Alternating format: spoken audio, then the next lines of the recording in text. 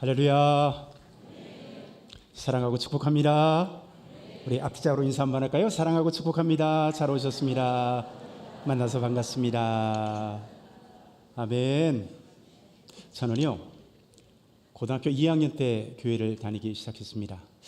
고등학교 2학년 때 교회를 다니기 시작하면서요, 하나님이 큰 은혜를 부어주기 시작해서 고3 때 정도 되니까 얼마나 하나님이 큰 은혜를 부어주셨는지, 정말 꿈인지 생신지 구름 위를 걷는지 땅 위를 걷는지 모를 정도로 정말 깊은 은혜를 받았어요.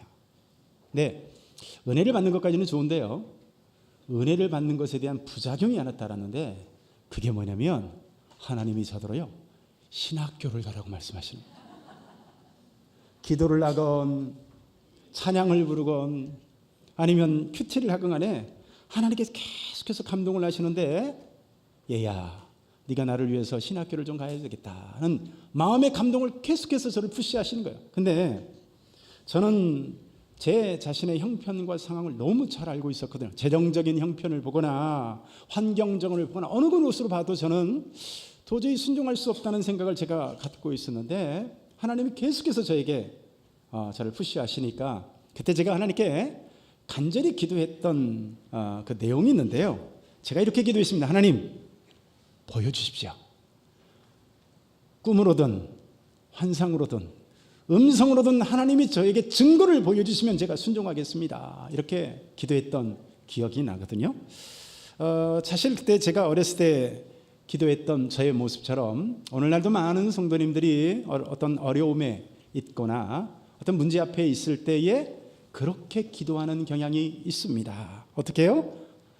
하나님 저에게 증거를 보여주시면 제가 순종하겠습니다. 하나님이 우리에게 순종을 요구하지만 내 현실과 비춰보면 뭔가 이게 상식적으로 맞지 않는 것 같아요. 뭔가 손해볼 것 같고 이게 아무튼 이게 말이 안 되는 것 같은 생각이 자꾸만 드는 거죠. 그래서 어떻게 기도합니까? 하나님, 진짜 저에게 하나님이 내게 이렇게 하실 수 있도록 하는 증거를 보여주시면 제가 순종하겠습니다. 이렇게 기도를 한단 말이에요. 또 우리 신앙생활 하는 많은 그리스도인들이 어떤 여러 가지 어려운 막막한 현실에 부딪혔을 때 많은 성도님들이 실제로 너무나도 두려워합니다. 분명히 하나님을 믿고 있고 하나님이 나와 함께 하시고 하나님이 살아계신다고 고백을 함에도 불구하고 우리는 왜 그렇게 두려워하고 불안해하고 염려할까 생각해 보는데, 어떤 칠흑 같은 미래를 바라보면서 앞이 보이지 않는다고 생각하면서 정말 답답한 현실 가운데서 우리가 너무나도 두려워할 때가 많이 있습니다. 그럴 때 오늘 우리는 어떻게 반응해야 할까요? 오늘 우리는 이 본문을 통해서 그 부분을 좀 살펴보려고 합니다.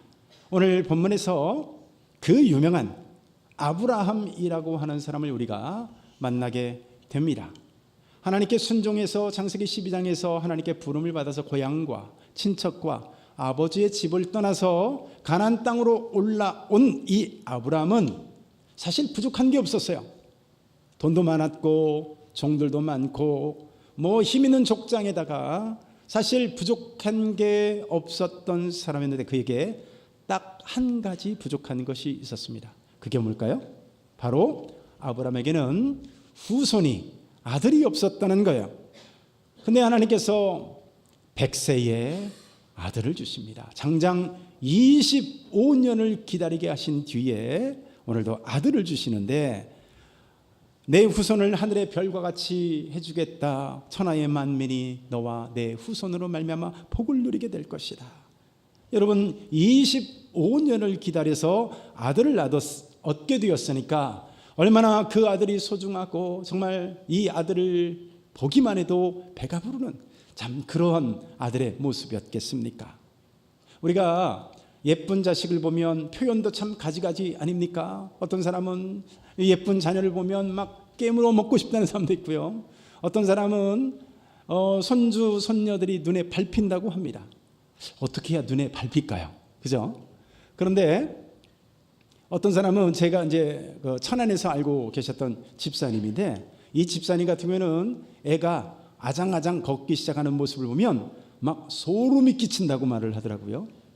제가 볼 때는 그 정도는 아닌데 아이를 보면서 소름이 끼친대요. 그러니까 아브람도 100세에 낳은 이 아들을 볼 때마다 깨물어주고 싶고 정말 눈에 밟히고 얼마나 볼 때마다 그렇게 전율이 있었겠습니까? 100세에 낳은 아들이요, 장장 25년을 기다려서 낳은 아들 아니겠습니까? 그런데 하나님이 오늘 이 아브라함에게 이해할 수 없는 명령을 하시는 거죠. 오늘 보면 2절을 한번 보면 2절에 이렇게 되어 있습니다. 우리 같이 한번 읽어볼까요? 여호와께서 이르시되 내 아들 내 사랑하는 독자 이삭을 데리고 모리아 땅으로 가서 내가 내게 일러준 한 산 거기서 그를 번제로 드려라. 자, 여기 2절 말씀을 보면 약간 재미있는 것을 우리가 느끼게 되는데요. 하나님께서 얼마든지 좀 이렇게 쉽게 말씀할 수 있는, 예를 들면 여호와께서 이르시되 아브라함아 내 아들을 내가 지정하는 한 산에 가서 바쳐라. 얼마든지 이렇게 말씀할 수 있지 않겠어요? 근데 오늘 본문을 보면요, 희한하게 하나님은 굳이 내 사랑하는 내 아들 내 독자 이삭을 내가 지정하는 한 산에 가서 번제로 드리라, 이렇게 말씀을 하신단 말이에요. 그러니까 성경은 의도적으로 오늘 아들이라는 점과 독자라고 하는 점을 강조하고 있는 것이죠. 오늘 본문을 보게 되면 이 아들이라고 하는 이 단어가 자그마치 9번이나 등장한다는 사실을 보게 됩니다. 그것도 내 아들, 내 사랑하는 내 독자, 뭐 이런 식으로 말씀하는 거죠. 여러분, 아브라함에게 있어서 이 아들은요, 그냥 단순히 아들 한 명이 아닙니다. 하나님과 아브라함 사이에서 이 언약의 핵심이 뭐냐면 바로 이 아들에게 있는 거예요. 때문에 이 아들 이삭은 그저 단순히 아들이 아니고요, 아브라함이 하나님을 믿는 믿음의 증거이자 언약의 핵심이자, 그러니까 아브라함 신앙의 전부를 포괄하고 있는 것이 바로 이 후손이었던 아들 이삭입니다. 그런데 그 자신이 주신 아들을 하나님이 이제 와서 내가 지정하는 한 산에 가서 번제로 드리라고 말씀하시는 거예요. 우리가 이 번제라는 말이 익숙해져서 그렇지, 여러분 영어 성경을 보면 burnt offering 이렇게 돼 있어요. 이게 불태워 드리는 제사를 의미하거든요. 여러분 성경을 통해서 보면 자식을 불태워 드리는 이 제사라는 것에 대해서 레위기에서는요 이렇게 말씀을 합니다. 레위기 18장 21절 말씀을 보면 너는 결단코 자녀를 몰렉에게 주어 불로 통과하게 하므로 내 하나님의 이름을 욕되게 하지 말라. 나는 여호와이니라. 자, 하나님이 주신 성경 말씀에 어떻게 말씀하고 있습니까? 자식을 불태워 드리는 것, 그것이야말로 하나님을 욕되게 하는 것이라고 하면서요 엄격히 금하고 있는 것이라. 20장 2절에서는 만일 그런 자가 있으면 돌로 쳐 죽일 것이냐라고 말합니다. 또 3절에서는 자식을 바치는 그런 가증스러운 일로 내 성소를 더럽히지 말라고 말씀하시는 거예요. 그런데 뭡니까? 하나님이 그렇게 여러 번에 걸쳐서 가증스럽다, 음란하다 혹은 미워하신다라고 엄격히 금하는 그것을 오늘 하나님이 아브라함에게 명령하시고 있는 거예요. 또 여러분 그 이삭을 번제로 드리게 된다면 하나님께서 그동안 그렇게 여러 번에 걸쳐서 아브라함에게 약속하신 언약은 어떻게 되는 것일까요? 내 후손을 하늘의 별과 같이 많게 하여 주겠다. 바다의 모래처럼 너의 후손을 많게 하여 주겠다. 여러분 이 이삭을 번제로 순종해서 드리게 된다면 이 후손과 관련된 하나님의 언약은 어떻게 되냐고. 만약에 아브라함의 나이가 뭐 저 정도 된다면 혹시 하나님이 늦둥이 하나 주시려나 보다 뭐 그러시지 않겠어요? 참고로 제 나이가 56입니다. 제가요 큰 아이는 25살인데 둘째는 9살짜리 딸이 있습니다. 신기하죠? 그 16년 차이의 비밀을 알고 싶으면 개인적으로 찾아오시기를 바랍니다. 48살에 우리 딸을 얻게 되었는데, 아무튼 여러분 만약에 저 정도 나이 때 하나님께서 아들을 말씀하신다 혹은 뭐 아들을 이렇게 바치게 된다라고 한다면 하나님이 뭐 늦둥이 하나 또 주시겠지 뭐 이러지 않겠어요? 이때 아브라함의 나이가 110세를 훌쩍 넘긴 나이예요. 여러분 얼마나 많은 의문이 들겠습니까? 얼마나 많은 하나님의 신학적이고 신앙적인 의문이 그의 가슴을 가득 채웠겠습니까? 아브라함은 3일 길을 걸으면서 이 모든 의문과 지금 싸우고 있는 겁니다. 지금 아브라함이 거주하고 있는 것은 브엘세바라고 하는 곳인데요, 하나님께서 지정하는 한 산에 가서 바쳐라라고 하는 것은 예루살렘이요, 브엘세바에서 예루살렘까지 거리가 한 80km 정도 됩니다. 대략 한 3일 길 되겠죠. 그러니까 아브라함은 3일 길을 걸어가는 그 과정에서 순종을 하는 거예요.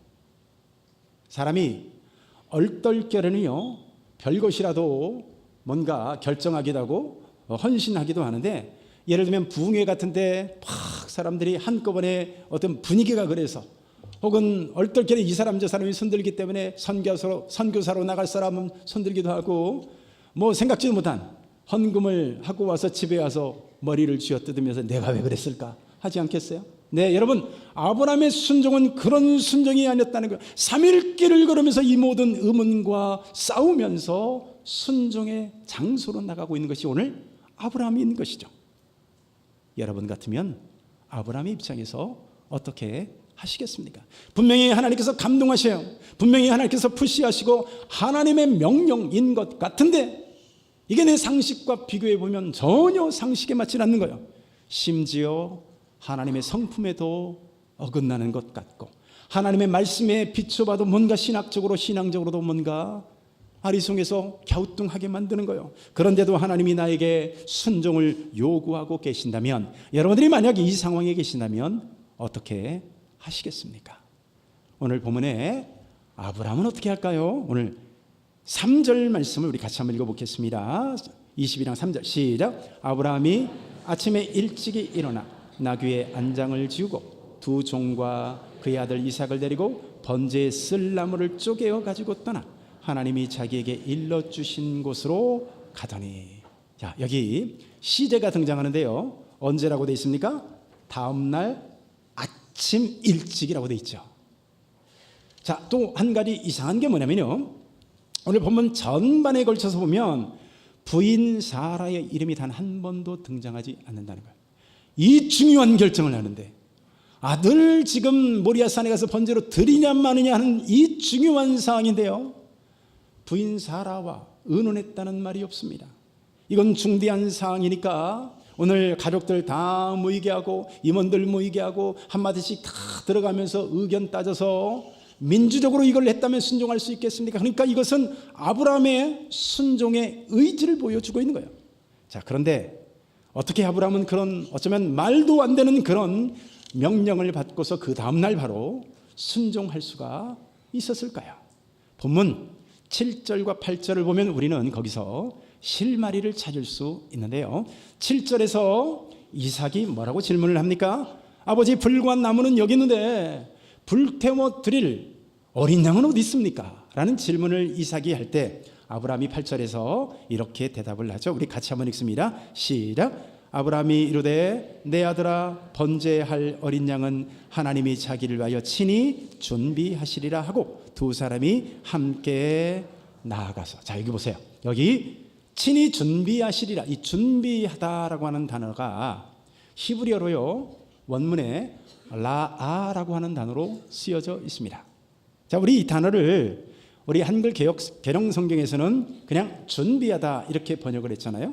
근데 실제로 이 단어는 준비하다라고 하는 단어보다 보다, 본다라고 하는, 영어의 see라는 단어가 있죠.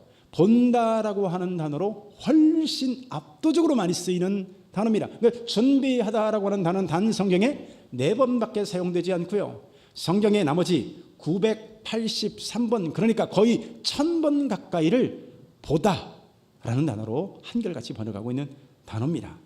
그래서 이 라아라고 하는 단어가 우리가 그 유명한 창세기 오늘 22장 14절에서도 사용되는데, 아브라함이 그 땅 이름을 여호와 이레라 하였으므로 오늘날까지 사람들이 이르기를 여호와의 산에서 준비되리라 하더라. 여기서는 준비되리라 이렇게 말씀했죠. 자, 이 준비되리라는 말씀을요, 킹제임스 성경에서는 이렇게 번역하고 있습니다. 아브라함이 그곳의 이름을 여호와 이레라 하였으므로 이날까지 사람들이 이르기를 주의 산에서 그것을 보리라 하느니라. 어떻게 번역하고 있어요?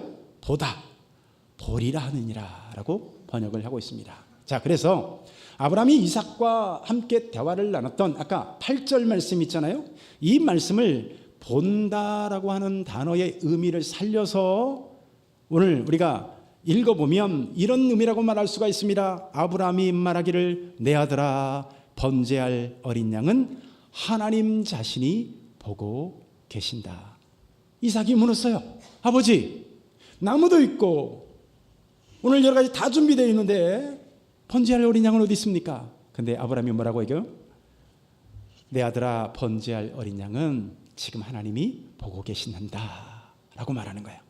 이게 무슨 말일까요? 아들아, 지금 우리는 볼 수 없지만 하나님은 지금 보고 계신다. 하나님은 이미 주의 산에서 숲풀에 걸려 있는 양을 보고 계시면서 오늘 우리에게 순종을 요구하고 계시는 것이다 라는 거예요. 아브라함은 이 믿음이 있었기 때문에 순종할 수 있었던 것입니다. 자, 아브라함이 그렇게 믿고 있었다라고 하는 증거가 있을까요? 오늘 본문을 보면 22장 5절에 보면 오늘 우리가 약간 그 증거를 찾을 수 있는데요. 5절 우리 함께 한번 읽을까요? 시작. 이에 아브라함이 종들에게 이르되 너희는 나귀와 함께 여기서 기다리라. 내가 아이와 함께 저기 가서 예배하고 우리가 너희에게로 돌아오리라 하고. 자, 여기 보세요. 지금 아브라함이 종들을 함께 데리고 왔습니다. 이삭을 손잡고 왔죠. 그리고 이삭을 손잡고 모리아 산에 가서 순종해서 번제로 드리러 떠나면서 종들에게 뭐라고 얘기합니까? 우리가 너희에게로 돌아오리라 라고 말을 합니다. 생각해 보세요. 지금 이 아들 이삭의 손을 잡고 모리아 산에 가서 번제로 드립니다. 그러면 우리가 너희에게 돌아온다는 말은 맞습니까? 틀립니까? 수준 높은 이야기를 이해가 되시겠습니까?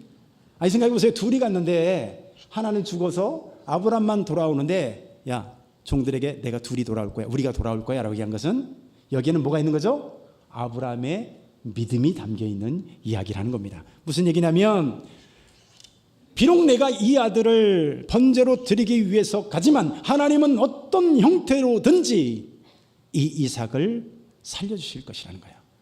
나는 지금 볼 수 없지만 상황 자체가 드리러 가서 번제로 드리면 끝나는 것이 상식이요 경험이요 그것으로 끝나는 것이겠지만 하나님은 지금 응답을 보고 계시는 상황에서 우리에게 나는 볼 수 없지만 부르고 있다는 겁니다. 아브라함에게는 이 믿음이 있었다는 거예요. 그래서 히브리서에서는 이것에 관해서 명확하게 증거를 하는데요. 11장 19절에서 이렇게 말합니다. 그가 하나님이 능히 이삭을 죽은 자 가운데서 다시 살리실 줄로 생각한지라. 비유컨대 그를 죽은 자 가운데서 도로 받은 것이니라. 아브라함은 보이지 않아요. 내가 이 이삭을 데리고 모리아산으로 올라가게 되면 거기서 무슨 일이 있을지 몰라요. 그러나 아브라함이 보고 있는 것은 무엇이에요? 자신은 보이지 않지만 하나님은 보고 있음을. 무엇을 보고 있으면요? 숲풀에 걸려있는 어린 양을 보고 있으면서 자기를 부르고 있는 것, 그런 믿음 가운데 출발하고 있는 것이죠. 그래서 다음 날 아침 일찍 순종할 수 있었던 것입니다. 우리는 반대로 신앙생활합니다. 하나님 증거를 보여주시면 제가 순종하겠습니다. 예전에 선교단체 컨미션이라고 하는 선교단체가 있습니다. 거기에 대표가 이재환 선교사님이신데요. 이재환 선교사님이 제가 그 선교 강의에 참여를 했더니 계속 강조하는 한 가지 포인트가 있었습니다. 그건 뭐냐면 여러분, 선교는 환상을 봐야 하거나 음성을 들어야 하는 것이 아닙니다.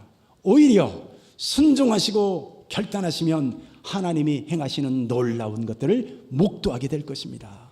이걸 강조하는 거예요. 그래서 어떤 분이 와서 간증할 때 선교사님 저는요 하나님의 음성 듣고 오늘 선교에 작정하게 된다. 조용하세요. 그런 말씀하지 마세요. 어떤 분이 환상보 그런 말씀하지 마세요. 입 다물게 하고. 무슨 얘기를 한다고요?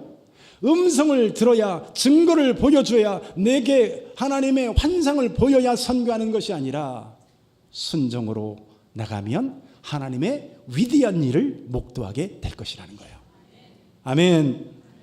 여러분, 우리에게 하나님을 믿고 순종하기보다 우리는 얼마나 현실적인 정황들, 증거들을 요구하면서 신앙생활을 하고 있는지 모릅니다. 그런데 오늘 아브라함의 모습을 보세요. 가장 소중한 것, 너의 아들 너의 사랑하는 내 독자 이삭을 번제로 드리라고 하는 명령 앞에 하나님 증거를 보여주세요 라고 말하지 않아요. 하나님 내게 있는 이 논리적인 의문이 다 풀릴 때까지 나는 결코 순종할 수 없습니다 라고 말하지 않아요. 오히려 하나님 저에게는 보이지 않습니다. 내게는 아무 증거도 아무것도 어떤 증거도 보여지지 않습니다. 그러나 나는 하나님을 믿습니다.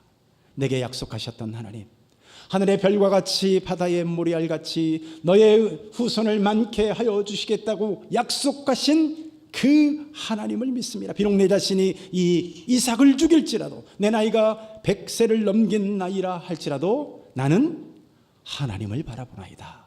이게 아브라함의 믿음이었던 것이죠. 이 믿음을 가지고 순종하고 모리아 산으로 올라가니까 하나님이 준비하신 수풀에 걸린 양을 오늘 아브라함도 보게 된 줄로 믿습니다. 아멘 합시다. 우리가 즐겨 부르는 찬송가 중에 이런 찬송가가 있습니다. 이 눈에 아무 증거 아니 배워도 믿음만을 가지고서 늘 걸으며 이 귀에 아무 소리 아니 들려도 하나님의 약속 위에 서리라. 걸어가세 믿음 위에 서서 나가세 의심 버리고 걸어가세 믿음 위에 서서 눈과 귀에 아무 증거 아니 배워도. 아멘. 아브라함에게 이 믿음이 있었던 줄 믿습니다. 자, 오늘 본문 바로 앞에 우리가 22장을 살펴봤는데요, 21장을 보면 아브라함의 여종이었던 쫓겨난 하갈에 관한 이야기가 등장을 합니다. 참 재미있는 것은 이 하갈의 이야기에서도요, 이 라아라고 하는, 본다라고 하는 단어가 4번씩이나 사용되거든요. 지금 이 하갈의 처리가 참 기가 막힙니다. 아브라함에게서 이스마엘을 좀 낳고 좀 사라를 좀 무시하다가 그만 집에서 쫓겨나고 말았어요. 아들 하나 낳고 우쭐대다가 쫓겨나고 보니까요, 갈 곳이 없는 겁니다. 그래서 갈 곳 없어서 광야에서 방황하는데 물이 떨어져 갑니다. 자기 옆에서 자식이 죽어가는 꼴을 보고 있는 거예요. 참 기가 막힌 상황 아니겠어요? 자, 그런데 16절을 보면요, 우리 창세기 21장 16절 우리 같이 한번 읽을까요? 시작. 이르되 아이가 죽는 것을 참아 보지 못하겠다 하고 화살 한바탕 거리 떨어져 마주 앉아 바라보며 소리내어 우니. 자, 여기 참아 보지 못하겠다, 이 본다라고 하는 단어가 여기서 라라는 단어로 사용되고 있는데, 지금 하갈은 무엇을 보고 있습니까? 하갈이 보고 있는 것은 죽어가는 자식만 보고 있는 거예요. 절망적인 광야만 바라보고 떨어져가는 물만 바라보고 있는 거예요.